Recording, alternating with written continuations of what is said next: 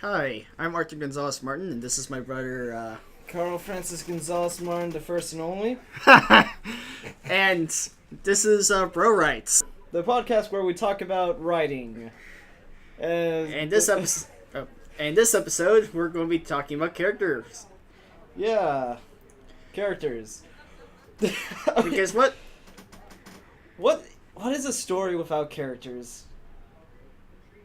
An essay on an essay. Essay on surroundings, various, trying to describe a painting with words. Kinda, basically.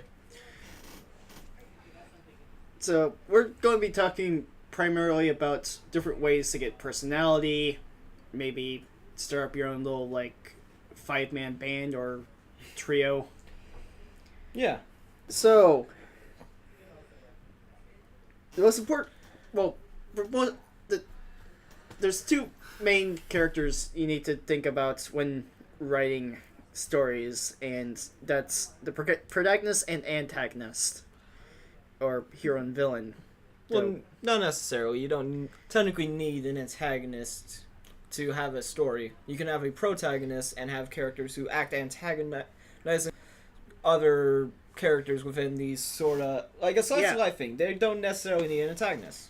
Yeah, or it could be just the environment, like trying to survive a storm, or Yeah, the environment can be your antagonist at times. It's another character in the whole play of your story. so there's many ways me and Carl have found to design characters. I sometimes use the Jerry Briggs test and just modify a bit. I think of an idea and I try to make a character out of it. Yeah, because your character, well, everything's kind of ideas. What's the environment, the world, Yeah.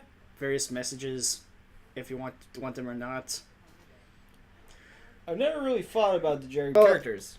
Well, I kind of use it in a way of like I just look at various profiles and like, okay, which ones will clash? Because conflict drives stories. Conflict is everything in a story.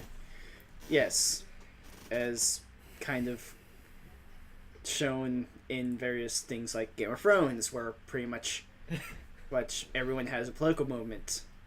That's one of the better examples. One of the worst examples, I think, would be Star Trek Next Generation, the first 2 or so seasons, where like everyone was like, okay, write a story about conflict. Yeah, they went through like what 30 writers in the first 3 seasons. Oh my fucking god! I've heard about how bad it was. I'm not really into Star Trek. I just hear a lot of things. Yeah, though they did a good bit of like character pieces as well. Well, yeah. Usually you want some kind of conflict going on, or in our ways, get a goal for a character. If a character doesn't have a goal, then conflict can be a little contrived. Well, admittedly, a goal and maybe some personality flaws or ways to get various Mary Sues, because character with a goal but without personality is akin to just a secondary character or some sort of kind of token, and a character with personality but without flaws is just a Mary Sue. Yeah. I mean, in some ways it can make it work. It's just very, very hard to go like, oh, I'm so great at everything. I can literally like one punch people, and Yeah, but well, at least his whole thing is he's bored of everything. well, yeah, One Punch Man is a great example of not just some kind of a well-written kind of Mary Sue, but it's like an OP character done very well, because he can kill anything, he can win any fight, but that is boring. That is a conflict of his. He has to deal with a boring life. In the manga, he actually considers, will I even be human at this rate? And then that's when he encounters a mosquito he can't kill. Yeah. So, besides Barry's Bridge, there's also like other techniques. Like, what was that thing you showed me? I think it was like Jungian archetypes. Yeah, Jungian archetypes. Yeah, for various channels and information, I was able to learn about Jungian archetypes, and and what Jungian wanted to do is he noticed like patterns in characters, and he gave those names and stuff. Yeah, And you can use those. I kind don't of like TV tropes before the internet, kind of. and more archetypal than tropish. Well, yeah, We'll they're probably literally explain called that- archetypes. We'll explain it later when I learn more about it. Or at least when we get to the tropes part. Yeah. You know, all of this, you know, creative writing requires research. Yeah, I do a little. I got a lot of great ideas for research and stuff. What's some of these archetypes? Like, I looked at a few, like, you know, the rebel and what was it, the order? I know there's a few. There's they split them between male and female, but you don't necessarily have to do that. But where And also, like, if they're more ego-driven or logic, and then yeah. like, One that I know very well is the king archetype, and he has all this power, but he knows that it is infinite and can delegate it to other people, and eventually the power he gives out to our people goes further than what he could have accomplished himself. yeah. That's like one archetype that I didn't really Any examples of like what kind of that, or at least in recent? I have Well, besides Game of Thrones. I don't really watch a lot of Game of Thrones years, but I did eventually have a character who I gave that archetype to. I didn't plan it around him, but I just kind of gave it. Yeah. Also, like, if you're making characters or trying to decipher characters, try to find your own mythology. We're here to kind of give advice and guidelines. As best as we can. Yeah. Um, So, one thing I usually do is I kind of, besides Jerry Bricks and TV tropes, is it depends, like, are they a minor character, a major character? Because, admittedly, fleshing out everyone's going to be like, you won't be able to flesh out everyone. yeah. And if you want to look at Star Wars and Star Trek in terms of their like extended universes, I mean, literally, like, every character you see in those movies has at least some backstory. From Greedo, the alien who gets shot first, to literally Darth Vader's glove. Yeah, apparently, like, it's cursed, and it's one of the reasons why it can deflect plasma bolts Well, or blaster bolts. that's kind of shitty. Couldn't it just be a force power? Like, oh, he holds up his hand and it stops it. You don't necessarily need to give a glove a backstory. I mean, unless you're that obsessive with giving everyone a backstory. But generally, like, you want to think of minor characters as kind of reflections or ways to kind of bounce the story around.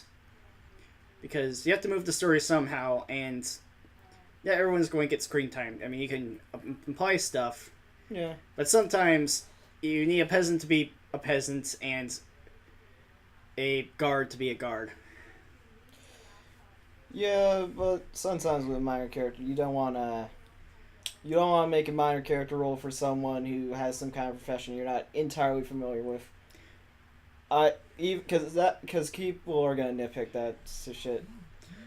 Well, you can't really know everything, True. but at the same time, do some basic research because, and also realize that everyone's going to nitpick everything.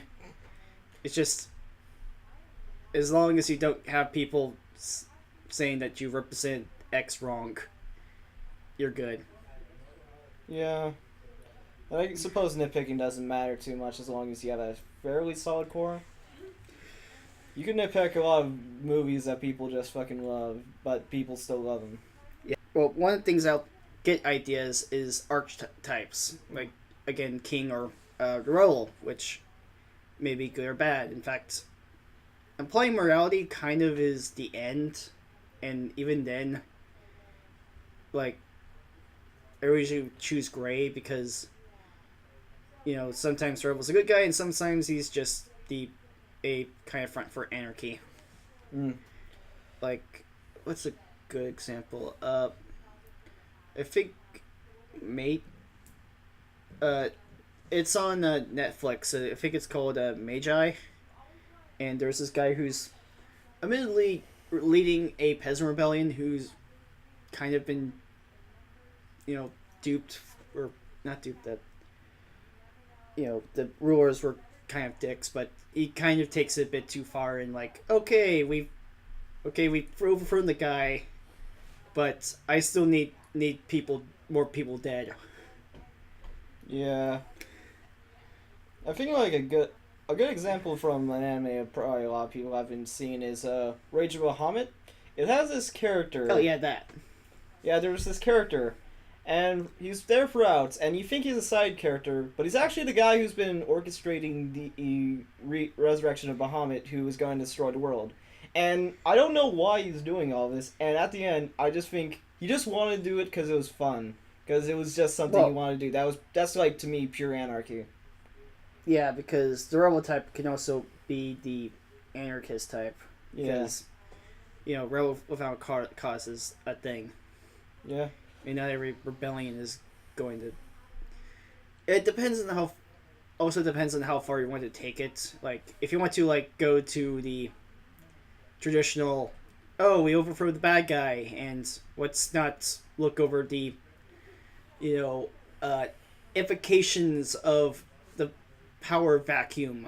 Yeah, just because the leaders are dicks doesn't mean you can just remove them without any serious consequences. Yeah, someone has to make the toilets. Entire extended use versus Star Wars involving the what's that name of that really popular guy? The blue skin, red eyes. I think I know he's like some general something. Yeah, and the only reason he was like doing so well is, well, besides his own technical brilliance, is because everyone was kind of fracturing after throwing over like okay, now what? And the rebels because because the rebel is definitely a decent archetype when you're trying to overthrow something, or a story about rebellion and fighting tyranny. But they tend to kind of lose steam, if not flip, in terms of dynamics when after the, fire and brimstone clear. Yeah, it's... Everyone thinks their current leader is shit until they feel the alternative. And then suddenly... Okay, so we talked about archetypes, we talked about ideas. Oh yeah, we need... Let's talk about, why don't we talk about characters we've actually made? Like how we made them and stuff. Let's see. I've done a lot of D&D characters. D&D is a pretty decent way to create characters or role-playing games, since a lot of it is trying to figure out how your character interacts with other characters in your setting. In fact, I would recommend D&D, Pathfinder, all of that, if you're trying to get better at writing, especially dialogue. Or at least character interactions, since you'll be kind of bouncing off against other people. Yeah. And get some sense of how would a 3-man band or a trio or 5-man band or whatever number of characters you want to introduce can bounce off in terms of philosophical. It can be very helpful, and you can also I think one of my most memorable characters I made was just called Timmy the Alchemist. What do you do? He was a half-drow male who was raised in human society. Alright. And he had this cheerful demeanor despite mostly focusing on explosions. But still dealing with the fact that, he's a drow. People kind of look down on the dirty cave drawing dark elves. Reminds me who of also are kind of horribly sexist and what do you mean? The Drow aren't horribly sexist or lead by women. well, having women that can command spider gods to eat men because worthless males is still kind of sexist. It is very sexist. That's a joke. Yeah, I also had a Drow. I called him Crack, and and he was practically a S&M. No, he was a pure sadomasochist, but he always kept a cheerful demeanor. That's what SSM. I know what SSM. He is a sadomasochist, yes, but because I always heard about Drow, and like, oh, they're all edgy guys. They're like, oh, I gotta get away from. Okay, but yeah, he was a. He liked pain, and he thought that giving pain to others is how you show. well, Happiness. that's He was very dumb. He was not the smartest guy. and was raised in a society that treated him like crap, and he decided to decided to believe pain was pleasure or something. he believed pain was happiness, and he wasn't like go out and stab anyone you see. He was like, oh, You tried to literally do that in the campaign. what do you mean? No, I didn't. You went up and randomly punched and or stabbed people. No, I always punch people. It was only punching. That's how that's how like people Well- back in his. That's how people went up and talked to him. They slapped him and then asked for what they wanted from him, and that's how he thought that was Well, yeah, how it worked. It was a so you had a guy who was really tough but demons and was tortured horribly to believe that pain was happiness. and And I was playing a drow that was raised more in humans and people on the surface, and used comedy to try to hide the fact that he was bullied by essentially the people who look down at the drows, though mainly for the fact that drows are technically an evil race. yeah, I think it's like if you do something like that, go that direction instead of just being like, oh, I'm so angsty because my race fucking is filled with evil guys and everyone hates me and no, that's not good. Well, Because everyone keeps doing that. well, it's good to buck trends, or at least find a way not to just go with stuff like edgelord or. Stereotypes can be useful again because not everyone can be the main protagonist, Sure, but and you still need to have minor characters to reflect and bounce the party places, true. party or adventure or whatever you want to call your band of main protagonists. I don't know. I don't usually like to go full on stereotypes. Well, you don't have to go Sometimes full on stereotypes, but yeah, like I know tropes are writing shortcuts, and you can use them, but try not to use them as thoroughly in the way they were always used. yeah, Try to play with it. So this actually, I think, leads on to writing flaws, because any decent character worth their salt isn't going to be perfect. True.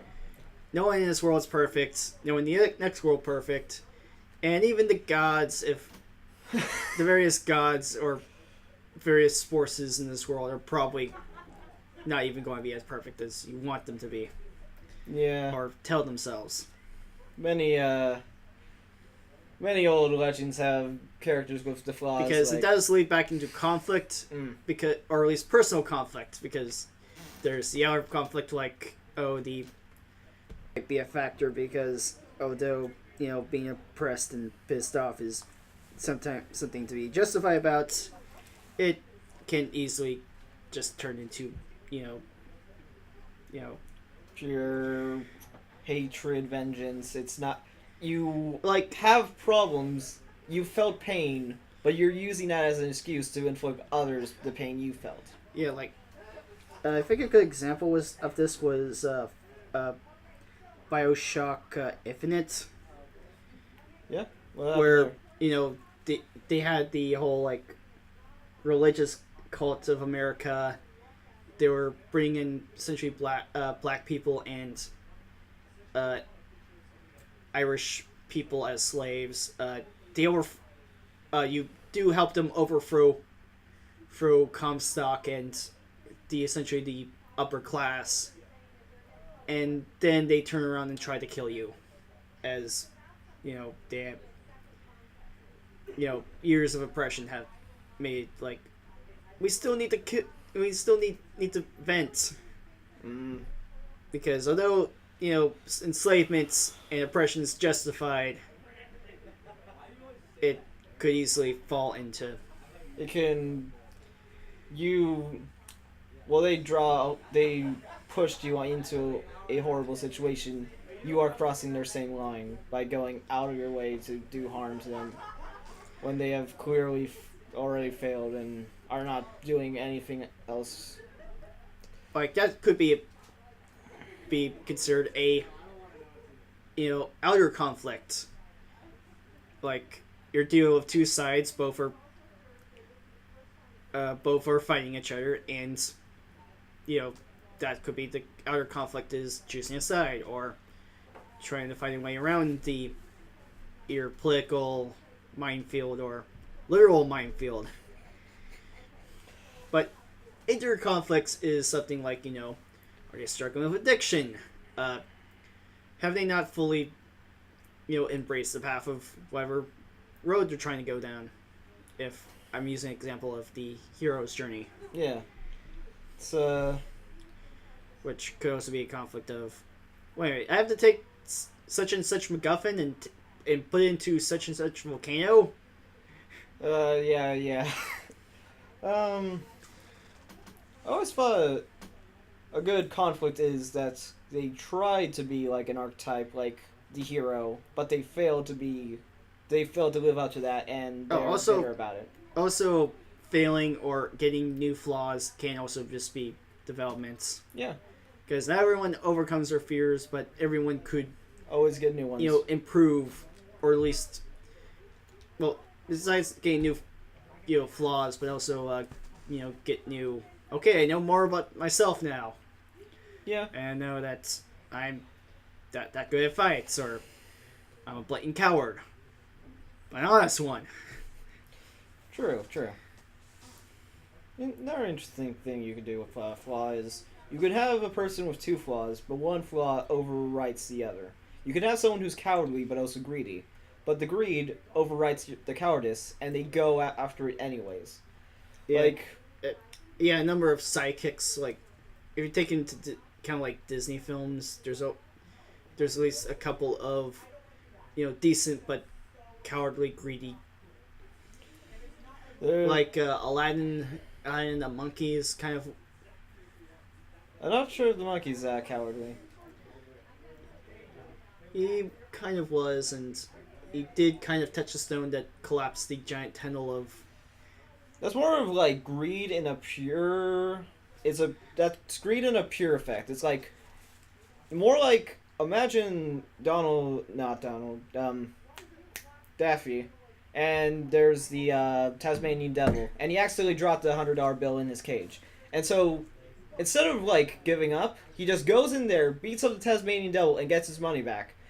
Wait, he actually did that? He actually does that in one cartoon. I used to remember him getting like his face blown off. Usually that's the thing that happens. But in that instance, he is cowardly, and he admits he's cowardly, but he's really greedy too, and he admits to that too. And that's the greed overweighed his cowardice, and he was able to do something because of it. He was able to fulfill the greed that he needed. The greed he felt. He needed to fulfill that. And flaws overwrite flaws, but also, personality types. Yeah. Or, eventually you're overcome or at least change. Character development. I think a decent one was. Let's see, one example I can think of is The Guardian, where throughout the game, admittedly this is a video game and may not play everywhere, throughout the game, you're handling this giant beast, and he's afraid of glass eyes. So you have to go and smash it. one of these things, you see a glass eye, you go up there. It's actually a trap by the soldiers trying to capture you. You get captured. The guy's standing there. And then suddenly the beast, despite the glass eyes being there, jumps up, starts tearing the soldiers apart, smashing the glass eyes to get to you. Yeah, that's a trait overcoming a flaw. That's another thing you can do. Traits can override flaws. Traits can a Also, flaw can override a flaw. Find in terms of generally helping me make characters is also roleplay heavy games like Fate. Oh yeah. You literally have to list character flaws and aspects. In fact, that's kind of has helped me make characters in the past. Okay, what are these aspects? What's their flaws? And then start building backgrounds and flesh them out. Get my raw ideas into a better format. I do something kind of similar. I'm really into tanks, and so I think I want to humanize these tanks. So I decided I'm gonna make some tank girls. I don't know, and so I look at what they did. I research them, go into it, and get some traits out of that. I guess it's similar to how you do it, think about, but it's more going in depth of this kind of person you want to build. It's like drawing from reality, sorta. So I have a tank that's Stuart's, the Stuart tank, and got replaced really hard by the Chaffee. Not even used for a lot of combat. Sometimes the gun was even removed. So I thought, okay, they probably feel really bad that they got replaced that hard, and so have an inferiority complex. They feel that they can't do things anymore. That's because this other tank can do what they do, but better. Completely. Well, that's one interesting way is being a human version of something. Especially since there's literally an archetype called Force of Nature. Oh yeah, like the Joker, who's the literal embodiment of chaos. A force of nature. Well, unless he's I mean, I know there's some people who successfully humanized him, but for the most part, I think in his own words, I sometimes remember my backstory one way. I sometimes remember my backstory another way. If I am going to have a backstory, might as well be multiple choice. Because he's literally just a think there just to cause chaos, murder a whole bunch of people, and then just laugh maniacally as everything burns. Well, Force of Nature is more of an antagonist kind of role. It could be like a force of evil or a force of good. Paragons, I always kind of find. Paragons definitely. Because if Joker's pure madness and chaos and evil, then Superman is pure golden boy, order. Yeah. God amongst men. You can do that. And those can be good. But generally when you do that, there should be more characters that revolve around the effects of that one character. A force of nature is something that cannot be challenged easily. And I think that's the reason why they always have Batman with him, since out of all of the kind of superhero archetypes, or amongst the whole gods amongst men, Batman kind of walks amongst them, despite being literally just a normal guy who trained as hard as he can. He trained as hard as he can, but he also has millions of dollars, a brilliant mind, and all kinds of technology. That's kind of a part of that. The whole, trained as hard as he can, uses intellect to essentially keep up his company that, generation upon generation of Waynes have built up. And literally kind of have branches into everything. Yeah. Determination, strength. I guess in a way he's sort of a force of nature, but with all that stuff. Force of nature in terms of being kind of human. He's a force of nature in an influence way. he has all this stuff. He can use all this stuff to his advantage. And he takes himself up to a code that's incredibly hard, like no killing people, which is because he could easily just build like machine turrets or something, or a car that can ram into other cars and make them explode. And God, why did Batman versus Superman have to happen? that is a terrible movie in so many ways. Yeah, I've never seen it. I've heard things. That's an example of character assassination, if not just like poor characterization.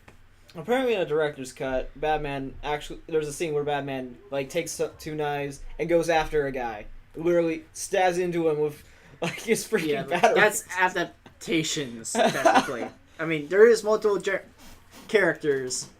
Yeah, it's just, and I'm pretty sure it's possible to make any kind of thing work. It's just, I'm not really sure how you can make Batman going around stabbing people and causing explosions. And I mean, even I keep on hearing arguments about him never actually killing anyone in that film. No, he totally does. He kicks a guy so hard it goes for a wall. Yeah. He rams cars off the road and machine guns them, and those aren't rubber bullets. It's implied that when you broke into Lex Luthor's lab, there's actual tape where bodies were. He actually uses a gun to shoot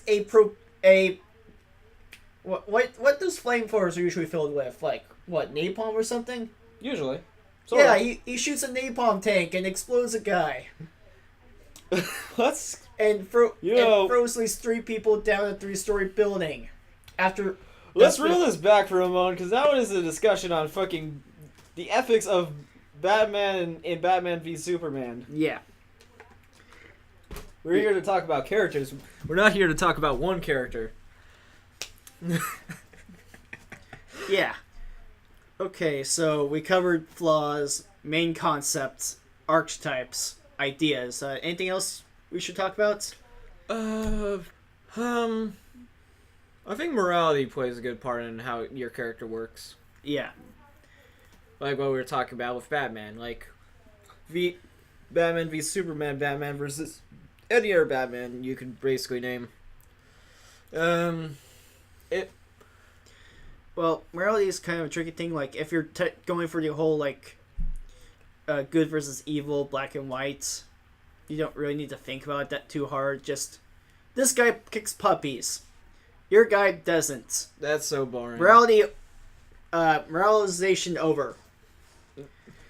Like, you can do it like that, and it's unless you go as far as fucking possible, I don't think that's as entertaining. Yeah, like your guy is like a saint and always donates blood and like helps kittens out of trees, while your guy is literally like a mixture of Hitler, Mussolini, Stalin, Mao Zedong. I just isolate all the Chinese listeners. Chairman Mao, Kim Jong-il, and any other like bastard of history, combine them into one person and then crank it up to 11. That's usually how black and white works. I think that could be entertaining. Moral compromise. It's just, especially if you can go that far. If you can somehow take that far and make it really interesting to watch. Especially if you're trying to put a comedic spin to it, I see most black and white things working. Yeah. Though, admittedly, you can also do it in the whole preachy way, and I've kind of grown to hate the whole, like, I'm going to bash you with a message until you get it. Yeah, like, nature is the most amazing thing. We gotta protect the animals. It's not like there's it's a good message, but any good message bashed, or any message bashed over your head enough is going to go, like, okay, I'm facing this out. Yeah.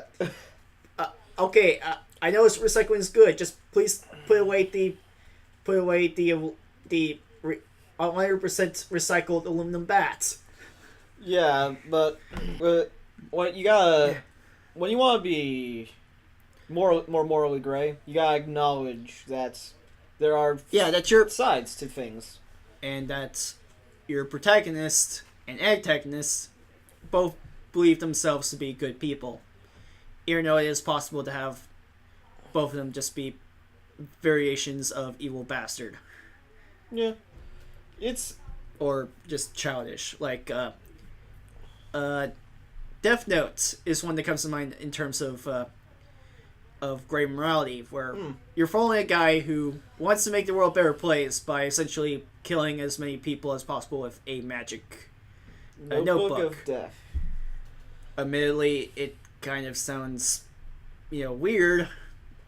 Besides being from Japan, it also kind of is a I've heard a lot weirder from Japan, but yeah. But still, he's going out. He's trying to kill criminals to make the world a better place, but he's still killing criminals, and he's kind of doing it in a selfish manner. Like, I want to become akin to God. And L, who's reasonably stopping a guy who's killing like hundreds of people a day, is noble goal. He also tends to do it in the most kind of morally questionable ways too, like hiring thieves. He actually has like some people kidnapped. I think that's a lot lighter than what Light does. Since it's Well, he's also kind of admits that he's childish. Like, both of them are kind of have childish ideals of morality, and both are kind of treating this more of a game than the whole seriousness of people are dying on a daily basis. Elle wants the glory, and Kira just wants to be God. Both are pretty terrible stances for essentially a death game. They are they have noble goals, but they're doing it for the wrong reasons. And that's where all their problems come up. And you can have something like that. It's pretty good. I've never seen that film. It's pretty good. Also to cover maybe the general ranges of media, StarCraft kind of falls into this category. Like, you play as a guy who's got screwed over by the government. You join a rebellion trying to fight off essentially, bug aliens. And the guy kind of just like, okay, yeah, I just did all this so I can become the new... Well, it'll overthrow the space government and replace it with my own. Y'all have bounties your head, and I'm looking forward to having all of you die horribly. As, like, the main protagonist's girlfriend gets absorbed into the collective of this giant hive mind, and the quote-unquote good aliens are kind of dickish. Yeah, you can have something like that where you're. I mean, that also could also, if you want to take morality in a different way, you can also have it as self-reflection or how you view yourself. Because no one views himself as wakes up and says, "I'm going to go and kick like 12 puppies today." Yeah, there has to be reason. It then set a small village on fire because lols. Well, those people do actually exist sometimes, but Yes, Usually you want to give but a in reason terms for that. of Like, you can have someone as morally black as that, but you have to have reasons for why they fell into that kind of behavior, which can spark some morally greatness. because from it. admittedly, people do exist like that. It's just usually, Very small. and also it's kind of too easy to write the whole, puppy kicker. Yeah. In fact, I haven't seen anyone successfully do a serious guy who likes, or at least in terms of media, guy who likes to kick puppies, or at least do it in a actual serious way. I remember one character from the One Punch Man manga and comic. He Did someone actually do the successful? I'm going to kick a puppy. No. Seriously. no. He said, "I am the villain." That's what he said, and he absolutely believed it. But he isn't. I don't think he's actually Villain. He doesn't act as villainous as you would imagine. he dislikes heroes because when he was a kid, the villain is always trying his hardest, but the hero always comes on top and wins the day, and nothing bad happens to him. And he's like, but the villain's the one doing his best, and the kids all made. And like when he went to the playground, like tell him you're gonna be. He like volunteers to be the villain. There's interesting things to do with the villain. Like I think an interesting kind of villain type is the Monarch, who is kind of bad, but not bad. I mean, in many ways, Dr. Venture's kind of worse in terms of some of his schemes, like mutating like college interns accidentally, but still, he mutated college interns for his own benefits. Yeah, but or clones, or having a clone lab because he keeps on taking his kids who, kind of spoilers, die a lot. A lot of that comes from the fact that his dad was kind of a dick. But still. Yeah. He's. You can also have something like that in terms of morality. You can have someone who's morally questionable as your protagonist. That's another way to do it. I mean, it's kind of more interesting. It hasn't been done that much, and it's a bit more of a challenge, which, I mean, anyone could write the evil overlord that, punches puppies and ransacks around because why the hell not? But to make him relatable, or at least, okay, I know you're doing this for this reasons, but I still need to stop you. Yeah. What was I can say? Okay, you can have an antagonist can be. Here's how I actually think of what an antagonist is. An antagonist is either a wall or a tank. If he's a wall, then he is not actively going after the heroes. It is a wall they need to overcome. It is something that they have to get through to get to their intended goal or whatever. But a tank antagonist is someone who goes actively out against your heroes. That's kind of how I got these two ideas. A tank is something the heroes have to overcome, but is also something that's going after them. While a wall is something that is there that they need to get through to get their goal. So like a force of nature character, or the antagonist being the environment itself.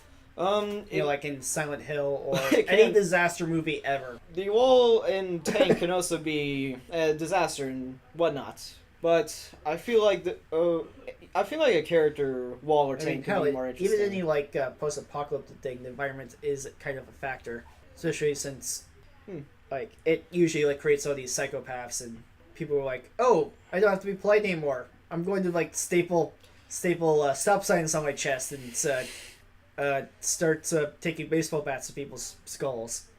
Yeah. People in an anarchist environment may act in an anarchist way. It's not technically the environment. The environment did kind of create them or liberate them to do that, but the environment itself is still just a wall, as opposed to those guys who are tanks that are being created by the wall. Yeah, who have more of an active role than a passive role against, the antagonist. Yeah. A wall can be morally gray. It's like this... Because wall. Yeah, exactly. It doesn't care who it's it's Mother stopping. Nature, who's kind of a unbiased but cruel... Mother Nature is apathetic to people. Yeah. Even though people tried to save its life, remember... I know you're trying to save nature. Nature doesn't care about you. Nature will eat you and spit you out and say, "Oh well." It does not. It really doesn't care. Though we still need it, for food and medicine and to breathe. It is an obstacle we have to deal with, but it's also something we don't need to absolutely destroy. You can have a wall where you want to get through it, but you don't want to absolutely murder it. It's the difference between taking a sledgehammer to it or taking a nuke. Or just climbing over the damn wall. True. You can. In fact, that could be an interesting character study. Take a character, present them a wall, how they deal with it. Exactly, yeah. Or if they see a tank, what do they do? Yeah. And little Sherman is approaching your character. And it's approaching you, and sometimes you don't know if the tank wants to hurt you. You know it's after you, but you don't know what it's doing. And it could be morally gray in that Though sense it's still, a tank coming towards you is still something pretty damn scary. Yeah. You can have good characters who are being chased by other good characters, or good characters who are being stopped by good characters. You know, It's like the all wall kind could of be things. like bureaucracy, or Yeah, bureaucracy is a narrow kind of wall. It's a wall that is getting in I your mean, way. in some ways it's there to keep people from doing dumb stuff, but it also is slow encumbered. There was once a need for the wall, but sometimes the wall may go too far. The wall can be too problematic. It can cause too many problems. It's getting in the way of everyday things. Oh, and the antagonist does not always, or the wall or the tank doesn't always have to be either good. yeah, I mean, the evil guys. It could be the good. I mean, it could be the I good think a guys who are decent getting in the way. example I've seen recently is "Thank You for Smoking," which like the antagonist is a U.S. senator trying to cause stricter smoking laws. Oh yeah, I remember hearing about that movie. That is Admittedly, a perfect example. Admittedly, the entire thing is an allegory for free speech. Yeah. But it was an interesting one since like you have the cigarettes representative versus essentially A state employee. well A Se- senator. A Well, state. A state vote. state appointed figure. It's an authority. It's the authority that we voted in. It's what we wanted. Versus someone who's trying to do something that's amoral. He's trying to. Well, it's generally kind of. Generally amoral, but at the same time, it's one of those things one of those evils you do to yourself versus Yeah. the goods that is enforced onto you. An evil that is optional can feel better than a good that is forced upon. In fact, I think Buffy and Angel both did interesting, like, oh my god, there's this like giant force of order and goodness trying to destroy the world out of order and goodness. Other good guys must stop the definite good guys from destroying the world in an attempt to bring good. Well, that's not good at that point. It's if they Well, order one- and chaos and or like, shouldn't be allowed to ever do that. That's actually that you can be so. That's you're moving into an amoral idea there. It's You're trying to do something. You're sticking to the idea of what your goal is, but you're not thinking about the actual people who wanted that in the first place. yeah. In fact, I think one of those measurements on that scale we're talking about was besides ego and logic, order and chaos. Mm.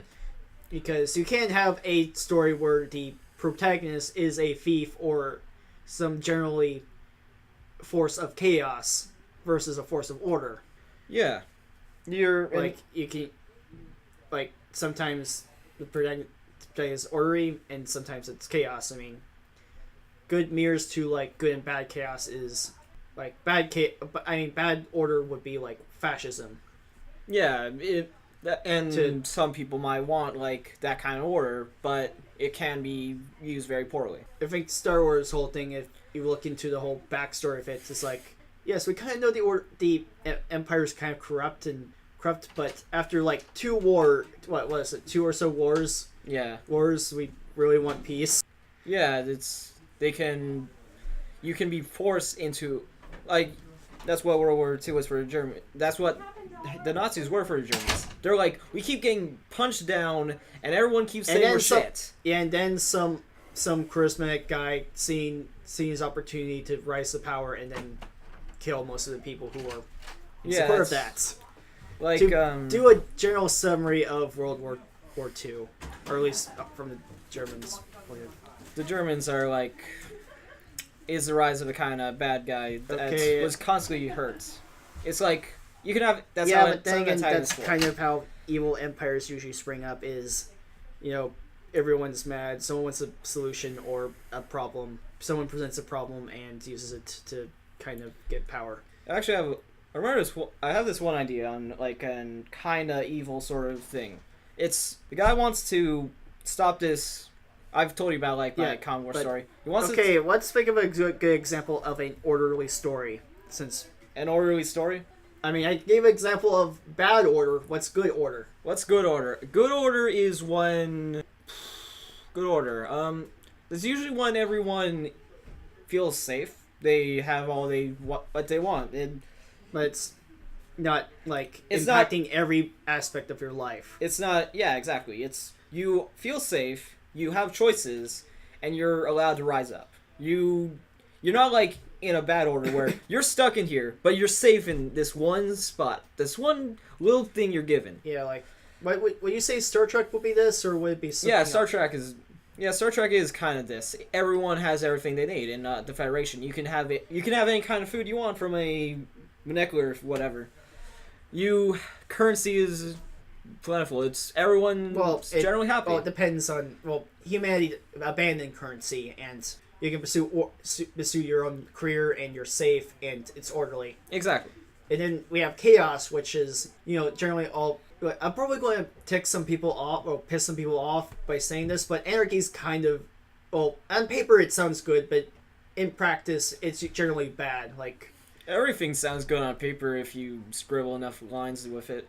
well, exactly, but anarchy is kind of, meek, the weak versus the strong. You can do definitely everything. It's just usually someone bigger is probably going to come and exercise the right to do anything on you. In that kind of situation, anyone can do anything. No laws, no basically chaos. If anyone can do anything, then anyone can do anything to stop you from doing anything. Yes, but most of the time people are kind of greedy bastards. So like, what's People like most like kind of apocalypses kind of fall on this like bad chaos.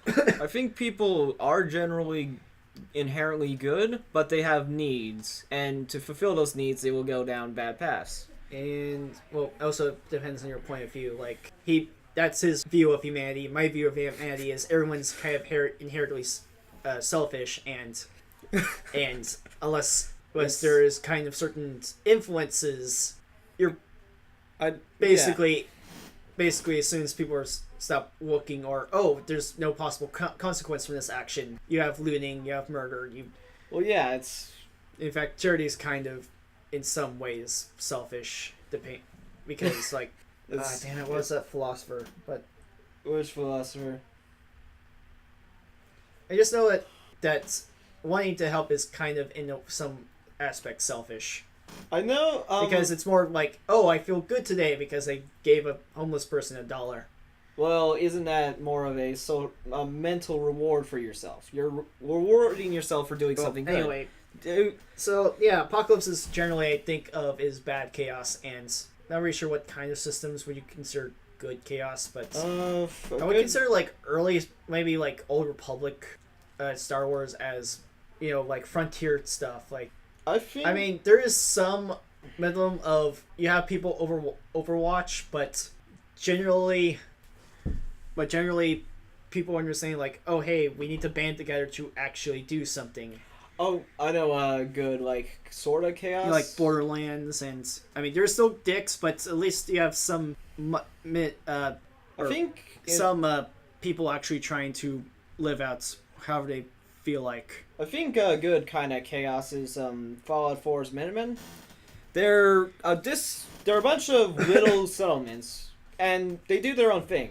But when they need to, they'll come together in a sort of central army for everyone, and they'll help each other out. That's kind of what I imagine as good chaos, because they're not like one centralized state. They're many little states. Oh, you mean like city states and? Yeah, they city-state kind of things.